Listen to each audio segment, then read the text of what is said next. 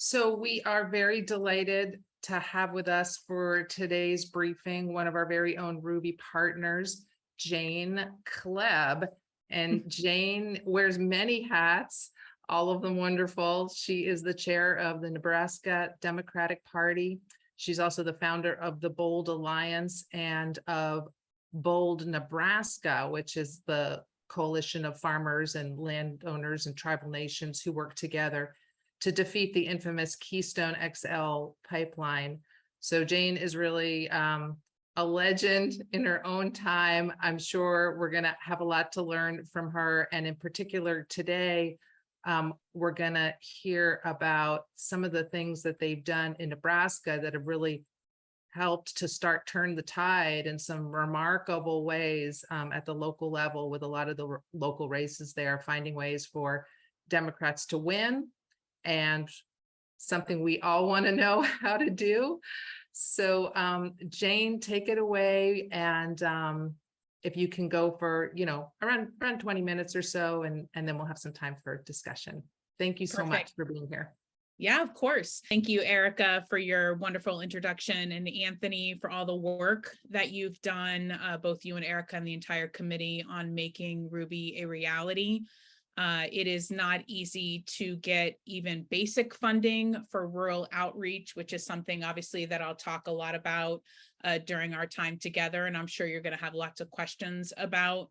But Anthony and Erica have been very persistent in making sure they get a little seed funding, which they deserve a lot more, to do the types of trainings that we need. Sometimes when we're doing rural outreach, it's mostly based on issues, and we need a lot more money going into partisan training on democratic values, on democratic candidates, on party infrastructure building, both at the state and the county level.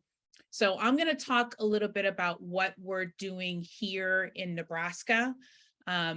It's not perfect by any stretch of the imagination. So we're not a blue state, right? We are a red state with pockets of blue, and things are beginning to shift. But if you go to the next slide, you'll see a map actually of Georgia. So you may be wondering, like, well, I'm going to talk about Nebraska, so why do I have a Georgia slide? Because I think it's important to know, and to just state the obvious, that in every single state, there are rural communities, right? So whether that's in New York, California, Georgia, etc. And I think that when you think of rural in red states, you think that it's totally hopeless, and we might as well just focus on the battleground states, or the quote unquote swing states.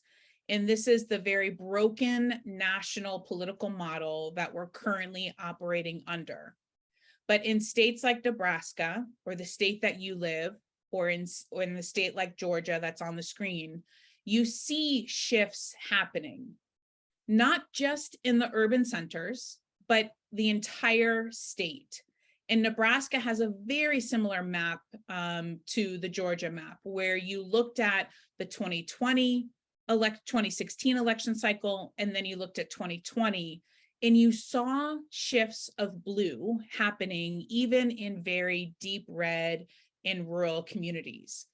And I think that's because we as Democrats took the election seriously, whether we had only $500 or $500,000 in whatever program or candidate or state party or county party we were working with. We tried to utilize the resources as best we could. But the money that we have for partisan outreach is nowhere near the resources that we have for issues. And the next screen is a 2-minute video that I wanted to play, because this essentially is a setup for when campaigns have money, they win. So in a lot of red states, you'll see minimum wage, medical marijuana, Keystone XL for us in the state of Nebraska. We had all the resources we needed to run a successful campaign, to have the staff that we needed to work on communications, political, organizing. And when you're working at all levels, you can win, no matter how red your state is. So in this video, you're going to see a diverse group of people speaking out, and then I'm going to talk about how we can translate that to partisan politics. That's our livelihood. Nebraska farmers urges President Obama and Secretary Kerry to protect our nation's primary economic and environmental interests and deny the permit for the Keystone XL pipeline. And I'm here today as a voice and testament for what has happened to my community in Mayflower, Arkansas. I came all the way from North Carolina to be here. Join us and say no to KSL. The perception of moving away from fossil fuels appears to be large and daunting, but we undoubtedly have the ability, the intelligence, and the energy to meet this challenge. I hope my curiosity. Speaker number 127. This is not about politics. This is about what is right for humanity. Our children, yours and mine, Mr. President, will curse us in 25 to 50 years. Question is he going to raise the heavy hand of big oil, or is he going to raise the hand and the spirits of the American people? When your bulldozers try to cross our line, every single person will be here saying, no, not in our land, not in our water, not in our country. So for the Keystone XL project, many of you, I'm sure, know that this was something that was happening obviously deeply at a local level and in very rural and red communities where climate change certainly was not the first words that came out of ranchers' mouths. And to be honest, it wasn't even the first words that came out of our Native American allies' mouths. And we did not only focus on the impact that the Keystone XL pipeline would have had on climate change. And I think if we would have gone into the communities that we were organizing and only spoke about climate change, that campaign would have probably lasted 6 months. We wouldn't have gotten very far, and that pipeline would be pumping tar sands through not only our state, but several states and then off to the export market. But because we listened first to the local people, and Anthony, I think you can go to the next slide. But because we listened to the local people first, and when we spoke with them about, what is it about the Keystone XL pipeline that is urging you to get to today's meeting, right? And what is it that's motivating you to be opposed to this project? When I was in the kind of basic initial education meetings we were doing all throughout these small towns where sometimes there were 10 people, and this is true in partisan politics as well. Sometimes there's 10 people that show up and sometimes there's 100. But we listened first as organizers, and we started to identify kind of key spokespeople who people gravitated around at the beginning of the meeting and at the end of the meeting. So we started to realize who the opinion leaders were. And we really started to make sure that the campaign was focused first and foremost on people's property rights. That is the motivating factor of why initially people were concerned about the Keystone XL pipeline. Protecting sacred places was another reason, protecting our water supplies, making sure that tribal nation sovereignty was protected was also very important, which I think some people that don't live in rural communities may not understand. In the Plain States, there is a relationship between the tribal folks and farmers and ranchers because they all farm and ranch often together on shared land. So, this was something that we first listened to the people, and we didn't immediately shove climate change, and we never did shove climate change down people's throats.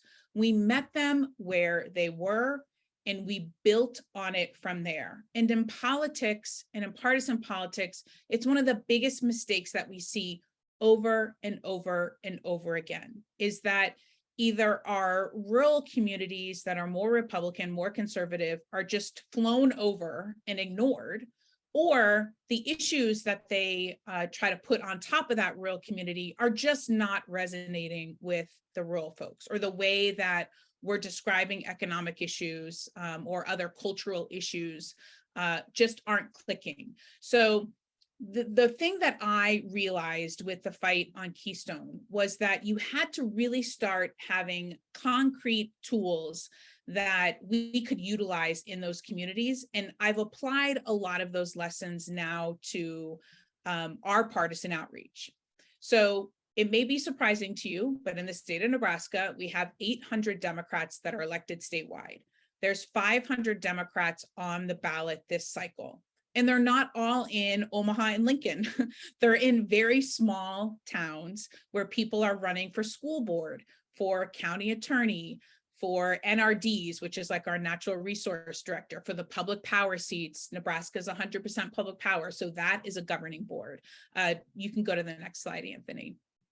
And the other thing that we've done as a party, just like I did at Bold in order to build out our team for winning on Keystone and now trying to win on Democratic politics and win races, is you have to hire rural staff. Putting actual rural people on the ground in these communities is critical. Now, I will say that we had one full-time rural person, and that's simply not enough. And when I went to the Democratic National Committee and laid out a very comprehensive, strong rural outreach program for this cycle, building to the presidential, I was told our only focus is the 2nd congressional district, which is where we won that electoral vote for Joe Biden. It's our, most competitive area in the state. And the national political structure is just not there yet. So this is something that I know Anthony, Erica, and other people on today's Zoom are also critically trying to explain to the national groups that we need more resources in order to actually hire people. But this is absolutely critical because it's those people who know when the parades are, when the cultural events are, who the opinion leaders are, who the members of the press are to go to. If it's in a Latino rural community, who the person best is at the radio station. So that's obviously step number 1, is hiring rural people at the local level.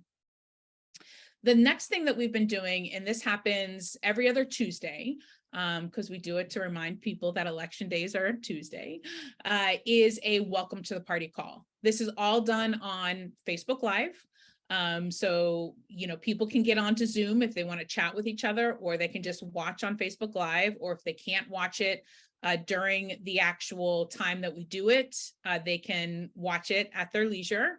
And we have different topics. We have different elected officials or candidates come on. This past welcome to the party call was all about how do you make sure that you check if you're voting by mail, what tool do you use to check if your ballot has been sent to you, or if you've already sent your ballot back, that tool shows you how to track your ballot. If you're going to vote early in person, how do you find your county election office? If you're going to vote on election day, when the polls are open, and how you find your local polling location.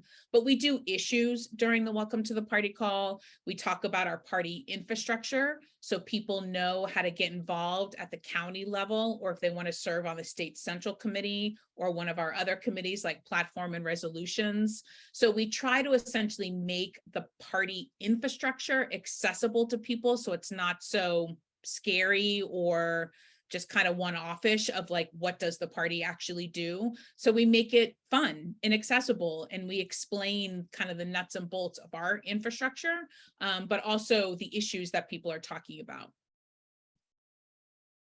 You can go to, and then the other thing that we do is we try, too often what I've seen in political parties and in campaigns, we assume that everybody is as obsessed as we are. And if you're on the Zoom, you're probably very obsessed about politics, what's happening in your state, and you kind of live and breathe the issue. But the reality is the vast majority of people are not. So we create kind of bite-size things that people can be involved in. One of them is these very funny, very kitschy postcard program, where we send postcards to newly registered voters, or we send postcards to persuadable voters. County parties use these postcards, including counties that only have, 500 Democrats strong in their county. They send these types of postcards to remind them on when their monthly or quarterly meetings are going to be. We create what we call postcard packets, where we put these postcards with a list of voters and stamps and a sample script. And then we hand those out to people when they call our office and say, look, I live in a small town. I can't drive to Omaha and Lincoln to do these canvases that you guys are advertising. Can I do something in my community to contact voters? And this is something very concrete that we then hand to them. We hand these out to our county party chairs at our state central committee meeting so they can bring them back to their county so they can then replicate giving those to volunteers as well. Next slide. The other thing is, and we all know that this is a major issue in our rural communities, is the amount of misinformation and disinformation that is happening on every level, whether it's election security or literally one of the rumors that happened in our schools, I don't know if it happened in yours, is that teachers were allowing kids to identify as cats and dogs and that there were litter boxes in bathrooms. This was a conspiracy nut job theory that was circulated online, and literally a state senator brought it to the floor of our legislature and wanted action taken on it. So we feel like we are in constant correcting the record, if you will, of the misinformation that is out there. One of the most prominent examples of that coming from the Democratic Party, during the Obama years, it would have been the water rule. If you live in a rural community, you probably know how frustrated it was to explain to people, no, the Democrats aren't trying to control your water. This is about water pollution. But the same thing happened with the 30 by 30 program. Here's a great program that Democrats, in DC, absolutely, and I love the program, think that this is going to be a home run to get rural people to understand that Democrats actually side with them and not big corporations like Republicans do. But yet the rollout was so mismanaged by the Democratic Party and the Biden administration. And they had not enough information on it, on how people can apply for the program, how much is it going to be in people's pockets if they put land in conservation. And so instead, the Republicans and the right wing seized on this opportunity and just spread a ton of misinformation. I mean, we had to go with no resources from the White House or the Democratic Party nationally and essentially educate ourselves on the plan and create whole PowerPoint presentations and get conservation experts to meet us at these things that we called burgers and beers in order to try to do a little bit of busting the myths about the 30 by 30 program. But this is one small example on how, the obstacles and uphill battle that we are in the states and how national groups could actually help us with creating those resources. So we're not spending time creating the resources while also creating the time to create our roadshow schedule. Next slide. We also decided that our small state party staff of 5 cannot be everywhere that we want to be. And so we started to empower our small rural communities. And this was their idea. A rural county chair came to us and said, you know what? I know you guys can't come to every event that we do, but we need like a mobile office, right? So an office in a kit. So there's a series of slides that we'll go through. So we decided we were going to create a mobile office. We have a professional tent. We have 6 of these that rotate all across the state.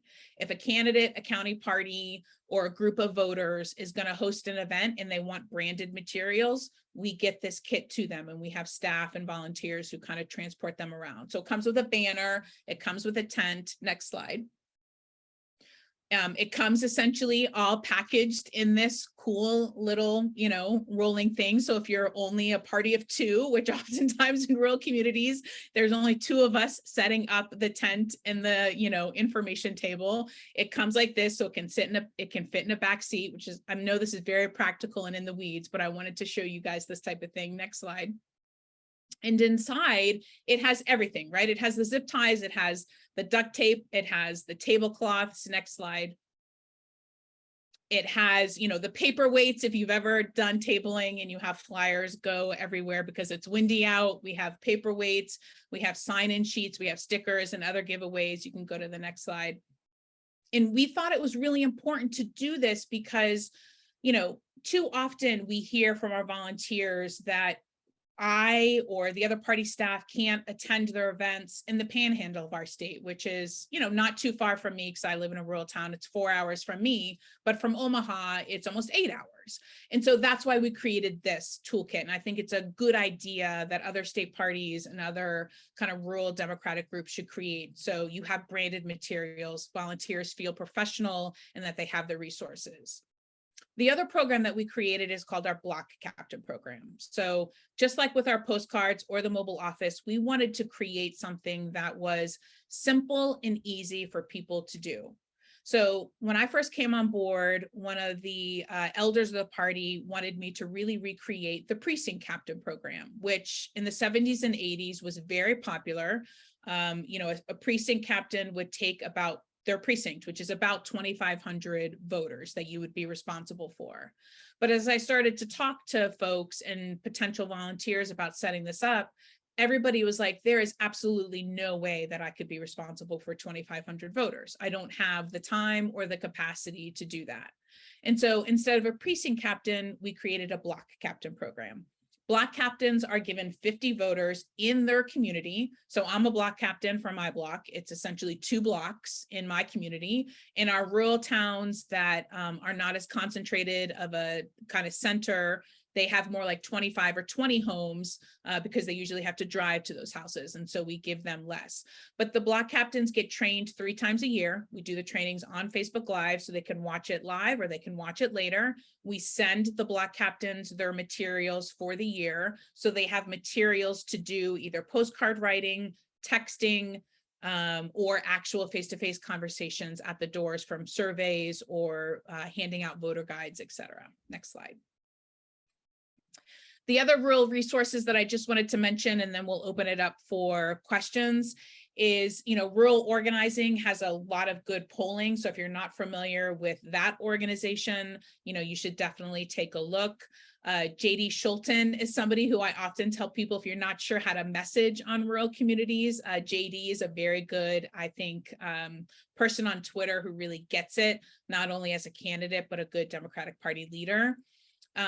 Hightower's Lowdown is another good one that, Jim Hightower is an old timer in Texas who has been fighting uphill, getting the Democratic Party and progressive groups to really invest in rural communities. He has a long history and is always such a perfect messenger on these issues. And then I often tell rural people to subscribe to Pod Save America. And, that's a pod done by Obama's former speechwriters. They all live in California and in New York. So you might think, well, why is that important for rural? I think it's important for rural Democrats to feel connected on a regular basis to other Democrats. And I listen to that pod every single week. It always makes me laugh, smile, which is important in politics. And it also makes me feel like I'm connected to a broader community and has good messaging and just keeps me up to date on other political issues. So that's also important as we, fight to make sure that rural people have the resources they need, that we also acknowledge that it's pretty isolating work often. So how do we make sure that there's some space where there's allied thinking, that we're not pushing the boulder uphill all the time? So with that, I'm happy to take questions, answer anything, or Anthony and Erica, if you want me to talk about anything else, I'm happy to answer anything. Thank you so much, Jane. I don't know about everyone else, but I really love getting the nuts and bolts and just like bringing it down to earth. Like this is literally what everyone needs to be doing at the local level with their party. So thank you. Yeah. So let's hear from people with questions. I'm gonna open my participant list and look for raised hands. Let's see here. Okay, Beth. Go ahead. Hi. And introduce yourself. Hi, Beth. Thank you so much. I'm a big follower of yours for many, many years. I'm so glad to see you here on this Zoom call. I live in a semi-rural area in Connecticut. My immediate neighborhood, friends of mine call it Trumpistan because there are a lot of folks here who are Trump followers. And I've tried talking to them. I've done a lot of canvassing myself, and I'm a big believer in what you're talking about which I also know is deep canvassing. And a couple of times when I've talked to folks who are more conservative in the Trump vein, the thing that they get stuck on is crime, guns. Basically, I was having a conversation with my next door neighbor, and I couldn't get him off of anything because I know these are distractions. And how do you get folks off of these, what I call distraction positions they're in, to talk about the real issues that are going to affect them, like the taxes, how the big tax giveaway, and et cetera, et cetera. And I'll shut up because I talk a lot. Yeah. I think one of the first things, and I don't think anybody on this Zoom would do it, but what I often hear from folks on the coast, or in bluer areas, I should say, because Connecticut obviously is considered on the East Coast, but what I often hear people in blue areas tell me is that their frustration with rural people is that they're always voting against their best interests. And I know that they mean well when they say that. But it comes off as very arrogant, because if you're living in a city, you probably don't know actually what rural people's best interests are. And to make those assumptions is a pretty broad assumption. And it's important for all of us to always keep in mind that when we are talking to rural Republicans in particular, they are filtering everything through Fox News information. And it is not an easy bubble to pierce. And the only way that I've been able to personally do that is when we're working on issues that are really deeply impacting that community.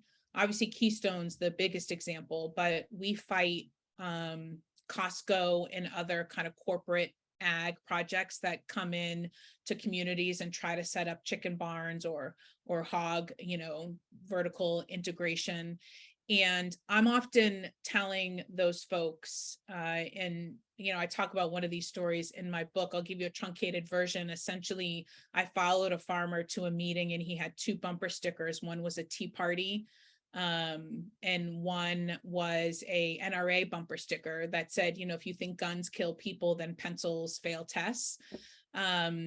So when I got out of my minivan and he came over, because we were walking into a zoning meeting together, he asked me, "So what do you think about my bumper stickers?" And at that moment, I could have, told him I thought his bumper stickers were stupid and these were the reasons why.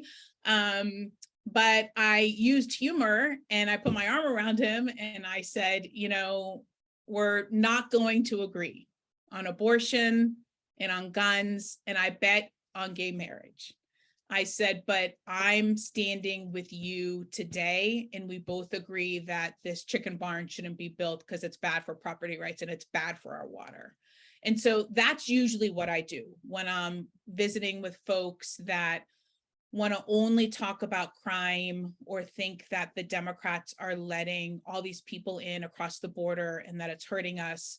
And I do try to weave humor with facts, right? And the crime one is not easy, but there are facts that we can show that, crime has not only increased in blue communities, it's happening in red states as well. And that's an issue that we all deeply care about. I usually talk about January 6th and those police officers that were injured by the right wing of their party. Sometimes you can find common ground and focus on an issue that you both care about in your community, and other times you can't. And I think as Democrats, we have to also be okay with the fact that sometimes there are not going to be voters that we can come to some common ground with. Great. Okay, I'm going to go to Susan Heath. Thank you. I really appreciate you being here today, and I appreciate RUBI for having these events. My question is, I think I heard that you are part of the DNC modernization caucus, and I'm wondering if that is touching on some of these issues of listening more to grassroots and that sort of thing, which would include rural.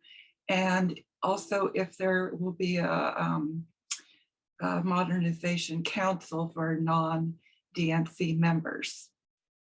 Those are both really good questions. And so we're taking steps. So I'll tell you a little bit of what we've been able to accomplish so far and where we're headed for the 2024 National Convention, because that's where we're gonna introduce some bylaw changes.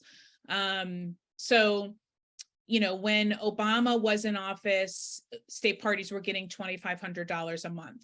Before that, when Howard Dean had the 50-state model with the State Party Association, state parties were getting $25,000 a month. That meant that state parties could have at least 4 staff members. Even the smallest, reddest state could still have 4 state party staff members in order to create the infrastructure and do the outreach that they need to do, and then focus on raising money for programs and candidate recruitment, et cetera. When that went down to 2,500, it was reflected in the offices that we won, right? So, and lost. We lost over 1,600 state legislative and key local statewide races under President Obama, who I love and made tremendous progress for our country. Tom Perez brought that back up to $7,500 and then eventually up to $10,000.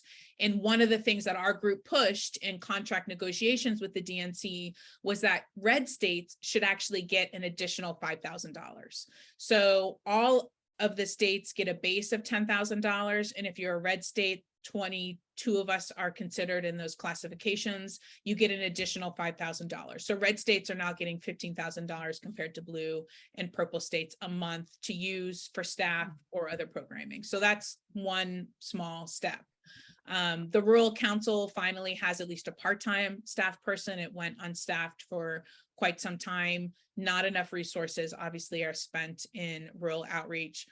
But something very specific, which may sound like in the weeds and it doesn't matter, is one of the changes that we are going to push at National Convention with the bylaw change is how the committee structure is done. Right now, everybody on a DNC committee is appointed by the chair, and the chairs of those committees are appointed by the chair. They're not regionally balanced whatsoever. There's no good mix of rural and urban. So the same problem that we have with the DTRIP and the DSCC making decisions with a small amount of people really only representing battleground states happens at the DNC level at all levels of governing. As a state chair, I can't even go into the budget committee meeting. This is crazy, but it's true. I can't go into the budget committee meeting or the platform committee meeting and talk and ask questions. You can only talk if you're on the committee. So it is a major problem on governing and how resources are then allocated and decisions that get made on programming. And so the DNC Modernization Committee is really working on what are concrete things that we can do to change the infrastructure of our state party so it's more reflective of the grassroots. And yes, our goal is to get to 100 DNC members. We're at 70 plus right now. And then once we get 100, the plan is to then have quarterly meetings where grassroots Dems can engage with the DNC members so we can be having back and forth with idea sharing. So follow my Twitter. I'll talk about it there. Okay, thank you. Yeah. That was a very long answer. I'm sorry.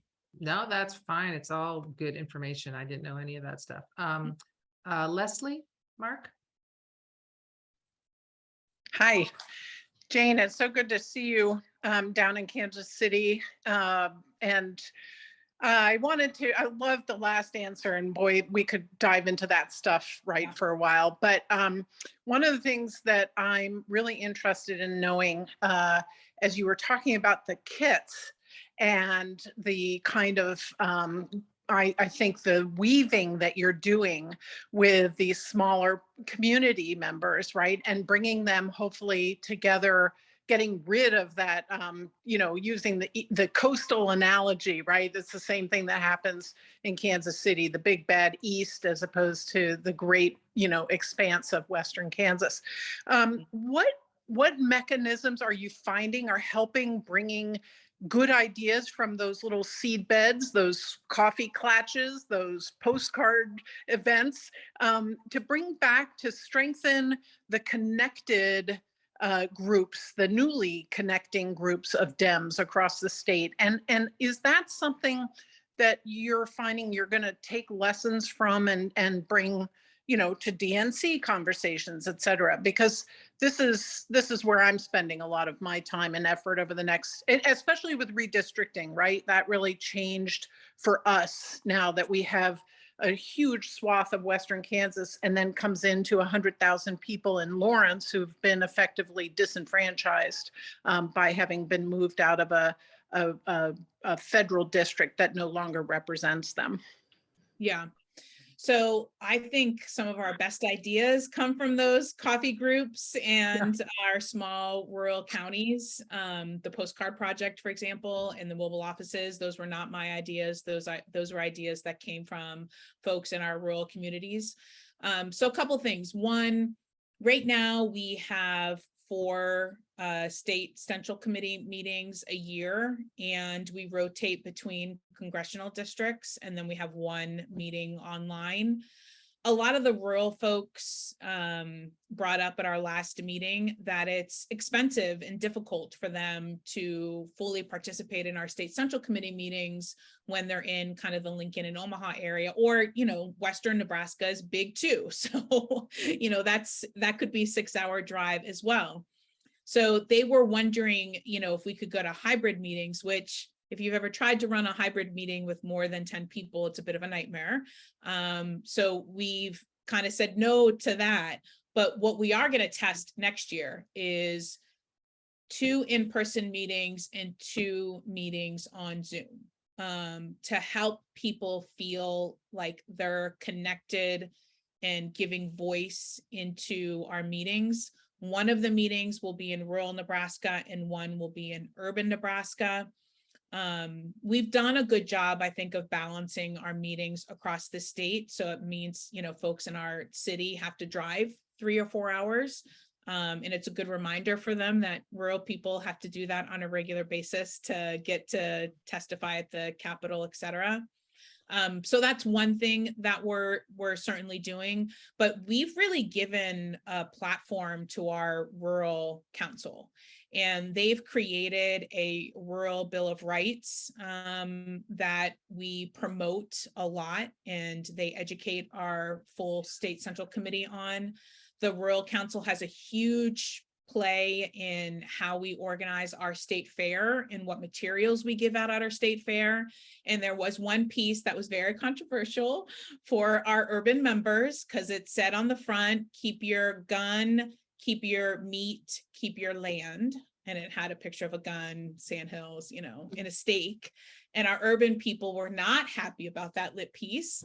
But the back, you know, if you just took a deep breath and read the back, it was really about how Democrats really do believe in the Second Amendment, but we also believe in sensible gun reform. And that was a good learning tool, I think. So I think giving space to the rural folks to speak at the full state central committee meetings is really important. And when they create materials, to share that with everybody. So we're actually educating our own party leaders at the same time, not just community.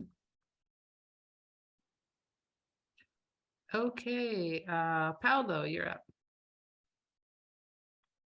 Hi, Jane. How's it going? I just wanted to shout you out because you accepted our great work in Nebraska, and because of you, we were able to get a great keynote speaker for our training with Lumbee people in North Carolina, in Miles Bannon, the Chadron Town Councilman and Indigenous.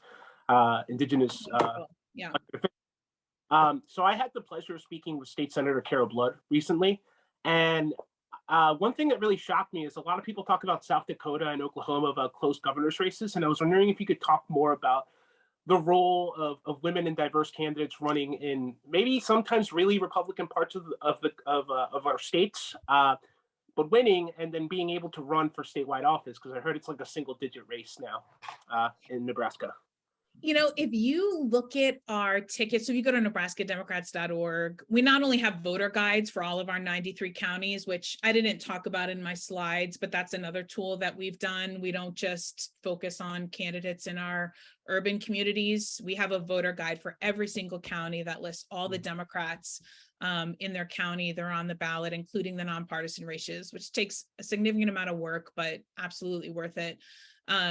But the top of our ticket is very diverse and I think very reflective of Nebraska. We have urban and rural, Black, white, Latino, young and old. And I think that's reflective in not only the recruitment we do, but on how our top of the ticket really has kind of started at city council, state ledge, and has kind of, you know, tried to prove that they can govern, right? So for us, it's not climbing a ladder, it's how, you know, we're running for these positions so we can govern for the people. And I think we've really spent a lot of time talking about that in messaging to voters this cycle. And so that's number one. Carol Blood is a amazing candidate. She also does monthly trainings for the rest of the ticket. So as governor, or as, you know, our candidate for governor, she does monthly trainings on Zoom, and she does coaching for anybody who wants it. It makes her a better candidate, but it also helps all of our down ballot candidates as well. It is hard to believe, I'm sure everybody on this, because I'm sure you haven't even heard of our governor's race, no national pundit is talking about it, but it is in single digit range. The two major papers in our state for the first time in the last 12 governor's races has endorsed a Democrat, Carol Blood. A lot of movement is her way. Jim Pillen is the Republican she's running against. Pete Ricketts is term limited. He's a multi-billionaire who's our current governor. And people just see it as an extension of a Ricketts term, and Pillen won't debate anybody. And I think people are really, I think the Trump effect, there's a lot of bad of the Trump effect, but one of the things that it has also brought is that you actually don't want a celebrity in a top level position who has no governing experience and who can't describe the policy stances in the direction that they want to take our state. And so she's been able to do a good job with that.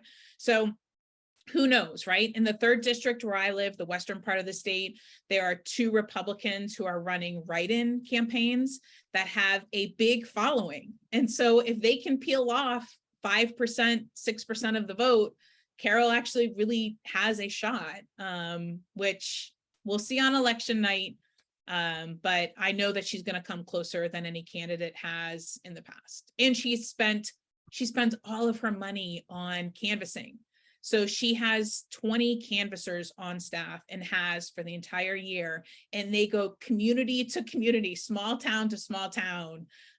So they're not only canvassing in small towns, they created, instead of a traditional lit piece, they have those, but they created a newspaper that they not only insert into small town newspapers, they pay to have it inserted, but that's what they leave at the doors for people. And it's all about her issue stances, a little bit about her growing up. I mean, it's beautiful. So it's an interesting race. We'll see what happens, but thanks for asking about it. God, that's amazing. I didn't know it was that close. So I'll be tuning in to see. And Yeah. I'll mention too that technique that you just mentioned of like newspapers, there's been some research showing that that's a really effective thing for candidates and campaigns to do, to create something that kind of looks like a newspaper, and it's just all about like issues and positions. It's not inflammatory or hyper partisan. It's just kind of informational, really effective. I love it. Yeah, She came up with it. And people are taking pictures of them with their newspaper. So it's been very effective. Yeah. That's great. Okay, we have time for a couple more, and I see Anthony and then Larry. So go ahead, Anthony. Thanks, Erica. Jane, this has been excellent, the presentation and the discussion as well. I have a question about the block captain, which really sounds interesting, but I also wanted to quickly insert a comment, kind of going back to I think it was Susan Heath at the outset, and the question of voters bringing up issues that are a distraction. So you answered that well, but I'm going to add a couple of things to that from my experience, which is I think that when we think a voter's issue is just a distraction from the real issues, we're putting ourselves in a place where we'll never reach them.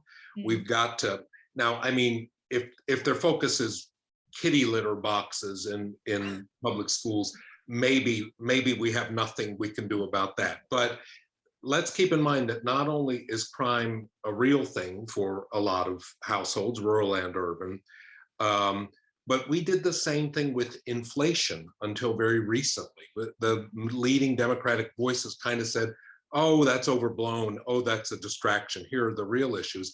And now, really late in the cycle, we're beginning to say, not only is it a huge concern, but actually the Democrats have some very good strategies that we're implementing to fight it. And I think we could say the same thing. So my general thought is, if we think it's a distraction, unless it's a complete conspiracy absurdity, I still think we have to, as you said, meet the voters there. We can't dismiss it. That's my editorial. My question about the block captain thing is, it sounds so much better to think of somebody having responsibility for 50 voters, but that also must mean that you have a shit ton of block captains. How do you recruit so many people? Because even Nebraska divided by 50 is a lot of people. Well, Anthony, I'm gonna let you in on a little secret. So one, we have 150 state central committee members and we let them opt out. We don't make it mandatory, but we start there. So 150 new faces every 2 years become block captains. During our state convention, when we normally have about 400 to 500 people in the room, they also get deputized as block captains. And so we used the infrastructure that we had as a state party, and then we advertise it all the time. And, it's on our homepage. And it's surprising to me, actually, how many, we say just regular voters, just regular Democrats who don't want to become part of the county party. They don't want to become a state central committee member, but they want to do something to help candidates. And we tell the block captains and we tell our candidates that we will not then use you for a million other things, right? Because that would be the natural inclination, because we have 750 block captains across the state. Our goal is to get to 1,000. The inclination would be, well, we have that infrastructure, let's have them do X, Y, and Z, let's have them send a text message, just random other tasks. We really stick to the 3 cycles of contact. We let block captains know, if you want to carry candidate lit or other things, we'll connect you to the candidates in your community. But that's, we started with the basic infrastructure, and then we really recruit anywhere we are. When we're doing a burgers and beers at the state fair, we tell people about the program. And so when people say, I want to volunteer, we plug them in as a block captain. So it's an automatic, here's a landing place. That's great. Thank you. That's really great. Larry. Yes, good afternoon. I live in rural Virginia now, but I grew up in rural Iowa. And I recently went back to that town, and the graduating high school class was half of what it was when I was there. And that's because, a lot of the small farms are gone, all the small factories are gone, a lot of the independent stores have been replaced by national chains.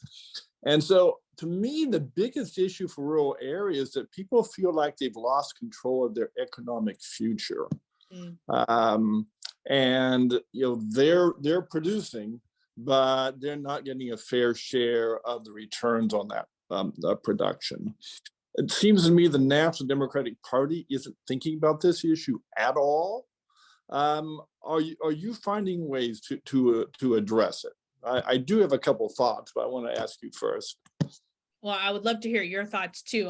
I'll tell you a few of my ideas, and then I would love to hear what you think as well. Is the White House doing enough? They're not doing enough, but Vilsack, for example, is in Nebraska this week talking about the American Rescue Plan and 2 meat processing plants, one in rural Nebraska, one in Omaha. that got funds from the American Rescue Plan to expand their operations. So for the plant in Omaha, it meant 275 more staff members. For the smaller plant in rural Nebraska, it means about 50 more employees. And so I think more of that is desperately needed. But Vilsack did the press conference in Omaha. He should have gone to the small plant in rural Nebraska. I understand travel and everything that's happening. I'm not naive, but that is that kind of extra step that I want and need our party to do, and to have a stronger backbone when it comes to corporate interests, which, on many levels, we're right there fighting for the little guy in a level playing field. But then in many other areas, since I work in the area of pipelines and property rights and eminent domain, we're not doing enough. And the IRA bill, which was great for some climate projects, was really one more nail in the coffin of some of our rural communities who are now being bombarded, including Iowa, being bombarded with these new carbon pipelines, which really put families at direct risk of dying when these pipelines burst, or land being taken permanently by eminent domain for these corporate projects that are only for private gain. So I hope, and it's something that I'm working on structurally within the DNC, is that our party platform at a minimum takes a clear stand that we are against the use of eminent domain for private gain and stand up for people's property rights. And I want all of our candidates, especially our presidential candidate, talking about that and talking about how important land is to people in rural communities. And that if we're going to build this massive amount of clean energy in order to start to do a managed decline of fossil fuels, that's going to take a lot of land. The vast majority of land is in our rural communities.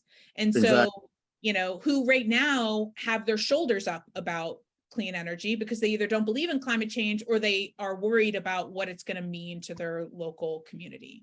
So there's so much work we can be doing to shore up economic security and land justice for people who live in rural communities. And I think that is a clear path that we should be taking as party. Right.